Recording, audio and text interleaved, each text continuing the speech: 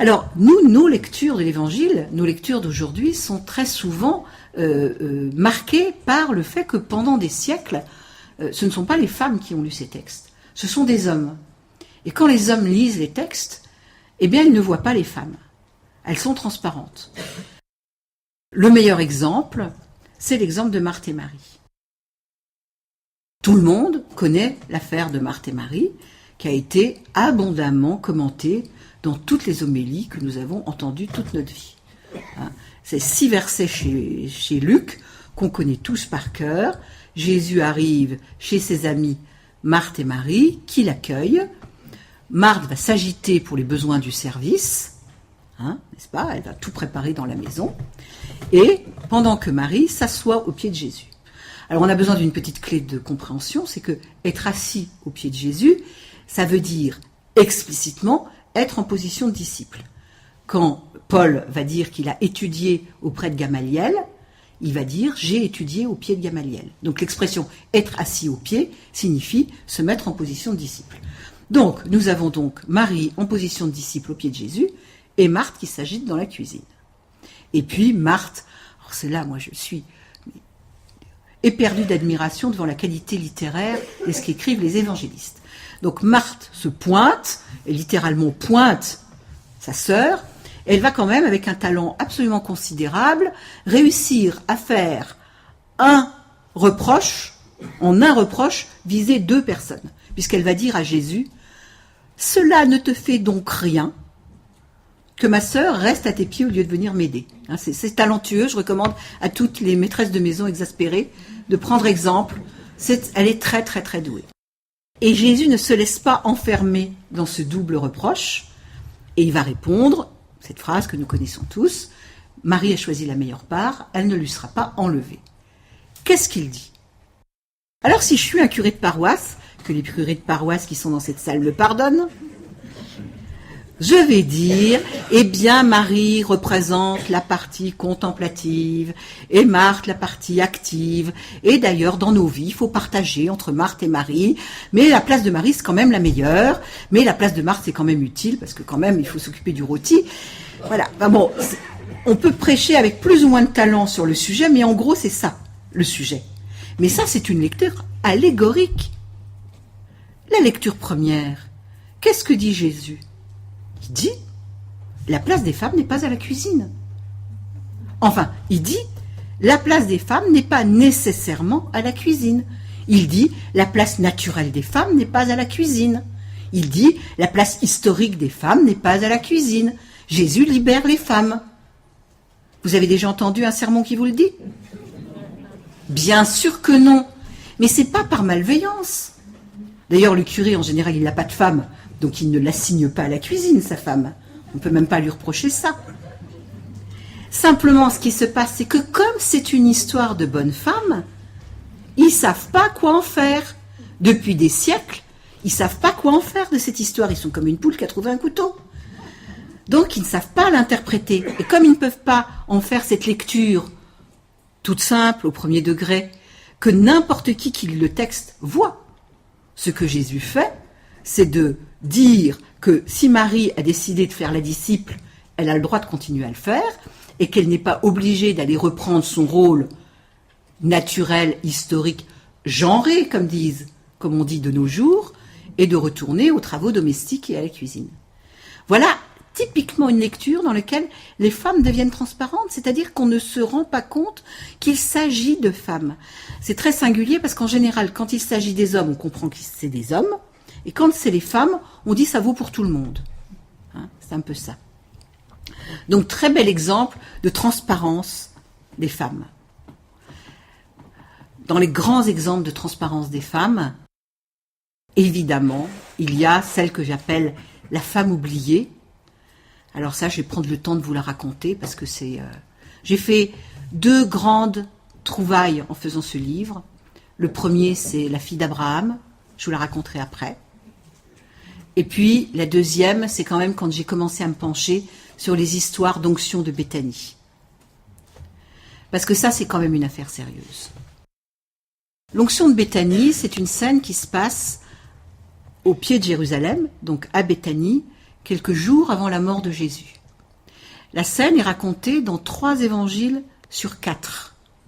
Elle est racontée dans les synoptiques Marc et Matthieu, dans lesquels une femme qui n'a pas de nom va répandre un parfum de grand prix sur la tête de Jésus.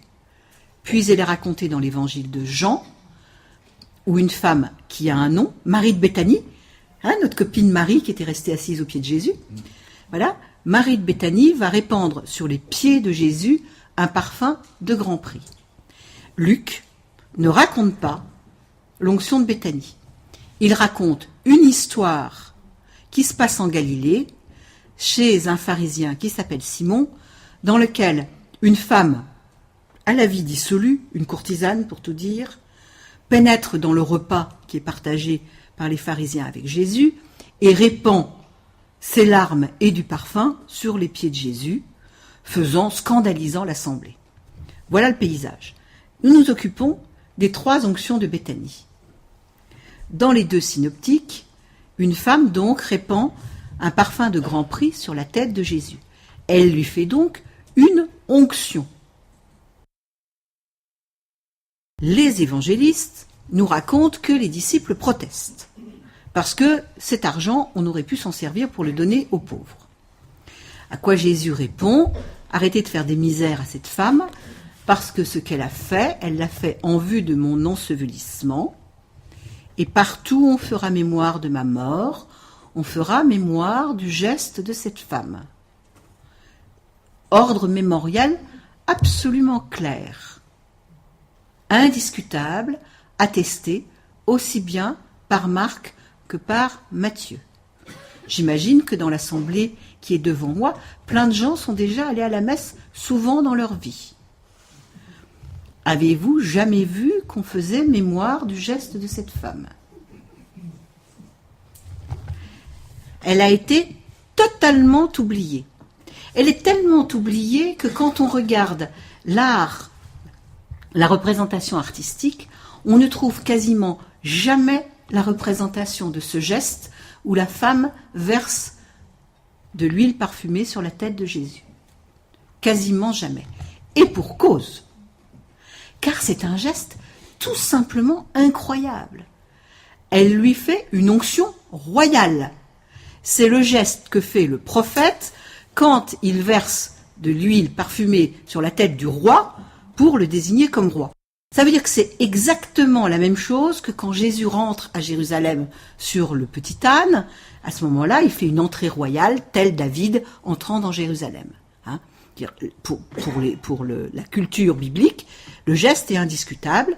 C'est-à-dire, elle reconnaît donc Jésus dans sa royauté en lui faisant cette onction royale. Une femme prophétise sur Jésus à Béthanie en répandant de l'huile sur sa tête et elle prédit sa mort. Enfin, Jésus prédit sa mort par ce geste en disant « c'est en vue de mon ensevelissement qu'elle a fait ce geste ». C'est un geste, je suis obligée de le dire comme ça, c'est un geste sacramental qui est institué là et qui a été totalement passé sous silence. Oublions maintenant nos amis les 2 femmes de Marc et Matthieu, et allons regarder ce qui se passe chez Jean. Cette fois-ci, c'est Marie de Béthanie, et c'est sur les pieds de Jésus qu'elle répand du parfum. Cette fois-ci, de nouveau, quelqu'un râle, parce qu'on aurait mieux fait de dépenser cet argent autrement, et ce quelqu'un, c'est Judas. Alors là, c'est pareil, si vous avez entendu des prédications sur ce texte-là, c'est toujours sur les sous qu'on vous fait la prédication, sur la façon de dépenser son argent. Et puis que des fois, quand même, il faut être un peu dispendieux, etc. Puis comme c'est Judas et que c'est un méchant, ça tombe bien, on peut y aller. Mais ce qu'on n'observe pas, c'est que cette femme fait à l'avance le geste que Jésus va faire pour ses disciples au moment du dernier repas. Elle fait par avance le geste que Jésus va faire comme elle l'a fait au dernier repas. Et quand on cherche dans l'histoire de l'art une représentation de cette onction de Béthanie, on ne la trouve jamais. Toutes les fois qu'on la trouve, c'est l'onction de Luc. C'est la belle pécheresse éplorée, avec la poitrine palpitante, qui est représentée. Jamais Marie de Béthanie dans ce geste-là. Sauf, là je lui en suis extrêmement reconnaissante, un mosaïste tchèque, qui me semble être un jésuite ou slovaque, je suis un peu brouillée avec les gens de ces... Voilà, qui a fait une magnifique mosaïque qui est aujourd'hui au Vatican, qui est d'ailleurs là-dedans, si on ouvre un, on le verra, dans lequel il représente une longue table avec Jésus au centre, et de part et d'autre de la table, il représente d'un côté la figure de Marie de Béthanie lavant les pieds de Jésus avec le parfum, et de l'autre, Jésus dans exactement la même position, en train de laver les pieds de Pierre pendant le dernier repas. Eh bien, ces femmes de l'onction de Béthanie ont été totalement oubliées. Ces femmes-là n'existent pas dans la lecture que nous faisons des textes. Elles ne sont pas là. Dois-je en tirer des conclusions? Ben oui, j'en tire des conclusions. Il y a des choses sur la place des femmes qui sont dans l'Évangile et qu'on n'a jamais été regardées, qu'on n'a jamais utilisées, qu'on n'a jamais vues. Et il y en a, alors j'en ai écrit un livre entier, je ne vais pas tout vous raconter, il y en a partout comme ça. Alors je vais quand même vous raconter une autre de mes préférées, qui est la petite dame courbée, la fille d'Abraham, parce que, je l'ai dit dans ces termes-là à quelqu'un qui me posait la question avant qu'on commence, là je me suis sentie, que vous savez, comme les orpailleurs qui ont mis longtemps leur passoire dans la rivière, et puis qui enfin ont sorti une pépite, un truc que personne n'avait jamais vu. Je pense que vous voyez à peine l'histoire. On est un jour de sabbat, dans un village, et le chef de la synagogue a invité Jésus à prêcher, à faire le commentaire de la parole. On est un jour de sabbat, et donc Jésus fait ça, invité par le chef de la synagogue, et tout à coup, au fond de la synagogue, il aperçoit une femme qui est affligée d'un handicap qui la plie en deux. Une maladie connue, je crois qu'on voit encore de nos jours des pauvres petites dames pliées en deux. C'est une maladie de femme, j'ai été regarder dans les encyclopédies médicales. Et donc, en fait, on ne peut plus se redresser. Il y a un problème de musculature, on ne peut plus se redresser. Et cette femme est courbée comme ça, nous dit le texte, depuis 18 ans. Depuis 18 ans, elle regarde vers la terre, elle ne peut pas redresser, elle ne peut pas regarder les gens en face, elle ne peut pas davantage regarder le ciel. Donc, elle ne voit même pas Jésus. C'est donc Jésus qui la voit. Donc, je vous disais, c'est ce regard, cette attention de Jésus pour les femmes. Il la voit, donc il va vers elle et il la redresse. Le geste est symboliquement magnifique, puisque tout d'un coup, il va lui permettre à la fois de lui faire face, de la regarder, de rencontrer son regard, et puis elle va pouvoir regarder le monde, la vie, le ciel, enfin bon. Donc c'est très beau comme idée de se redresser là-dedans. Il se trouve qu'évidemment, le chef de la synagogue trouve à redire, parce que nous sommes un jour de sabbat, et qu'une guérison, c'est un travail. Là aussi, vous savez, on lit toujours les évangiles de façon compassée, alors qu'en fait, il y a plein de choses très drôles dans l'évangile. Et c'est écrit de façon très spirituelle, non pas au sens haut du terme, mais simplement avec de l'esprit et de l'humour. En l'occurrence, le chef de la synagogue qui a invité Jésus à faire la prédication ne veut pas déshonorer son hôte, ou du moins le gronder lui-même. Alors il va dire aux gens, pour ne pas viser Jésus, il ne va pas s'adresser à Jésus, il va s'adresser aux gens. Il leur dit la chose suivante: bon sang de bonsoir, vous avez 6 jours par semaine pour vous faire guérir, et vous choisissez le 7e, le jour du sabbat, pour venir. Comme ça, il n'a pas fait de reproche à Jésus, il a fait des reproches aux autres. Mais Jésus prend le reproche pour lui, et donc il va répondre au chef de la synagogue en lui disant, et aux notables qui sont là: hypocrite que vous êtes, vous déliez bien votre bœuf et votre âne pour les faire boire le jour du sabbat, et moi, il emploie le même terme, je ne pourrais pas délier cette fille d'Abraham qui était liée depuis 18 ans. C'est magnifique. Je lis ce texte comme je l'ai fait pour tous ces textes sur lesquels il y a Jésus avec les femmes. Et vous savez, je fais ça, je regarde, j'imagine comment ça se passe, je me représente les choses, je mâchonne les textes. Puis tout d'un coup, je me dis, mais fille d'Abraham, mais d'où est-ce qu'elle sort, cette fille d'Abraham? Mais j'en ai jamais vu de fille d'Abraham. Les moyens modernes nous permettant de faire un inventaire de l'Évangile rapidement par Internet. Enfin, même pas par net, parce que j'ai un texte de la Bible sur mon Word, je cherche dans la Bible une fille d'Abraham, à moi au secours, où y a-t-il une fille d'Abraham? Pas le moindre début de commencement d'une fille d'Abraham. Des enfants d'Abraham, il y en a. Des fils d'Abraham, il y en a. Des filles d'Abraham, il n'y en a pas. Pas de fille d'Abraham dans l'Évangile. Est-ce qu'il y aurait une fille d'Abraham dans le Nouveau Testament? Même opération, je cherche pas davantage de filles d'Abraham. Y aurait-il une fille d'Abraham dans la Bible? Alors là, le boulot commence à être un peu plus gros. C'est-à-dire, donc, je pars à la chasse à la fille d'Abraham dans la Bible. J'appelle mes camarades théologiennes féministes que j'ai un peu partout, y compris là où elles font bien le boulot, aux États-Unis, au Québec, etc., en disant « Est-ce que vous avez déjà vu une fille d'Abraham ?» Elles me répondent par mail « Pourquoi tu cherches une fille d'Abraham ?» Je leur dis « Parce que j'en ai trouvé une dans Luc. » Je dis « Ah bon, il y a une fille d'Abraham dans Luc ?» Je dis « Oui, il y a une fille d'Abraham dans Luc. » « Ah bon ?» Donc elles vont voir « Oui, il y a une fille d'Abraham. » Zut alors. Mais non, jamais vu une fille d'Abraham, nulle part. Vous êtes sûr? Pas de fille d'Abraham dans la Bible? Non. Non, jamais vu une fille d'Abraham. C'est la seule et unique fille d'Abraham. Elle est là, dans l'Évangile, dans la synagogue. Là, je vous dis, je ne m'en tiens pas là. Comme je vous disais que j'allais à des tables rondes où j'avais des copines juives, par exemple rabbins, je fais des petits mails à mes copines rabbins en disant est-ce que par hasard vous auriez déjà vu une fille d'Abraham dans un commentaire rabbinique? Une fille d'Abraham, me disent-elles. Non, jamais vu de fille d'Abraham. Pas du tout. Donc me voilà, avec ma fille d'Abraham, que je brandis comme un trophée, littéralement. J'ai trouvé une fille d'Abraham. C'est le seul cas où il y a une fille d'Abraham. Mais attendez, c'est pas rien. Vous savez ce que c'est que d'être une fille d'Abraham? Ça veut dire que elle accueille, elle est la récipiendaire de la promesse faite à Abraham. La promesse qui était faite à Abraham, c'était d'avoir des fils. Tu auras des fils, une descendance aussi nombreuse que les étoiles du ciel, que la poussière, etc. Et comment est-ce qu'on devient fils d'Abraham? On devient fils d'Abraham par la circoncision.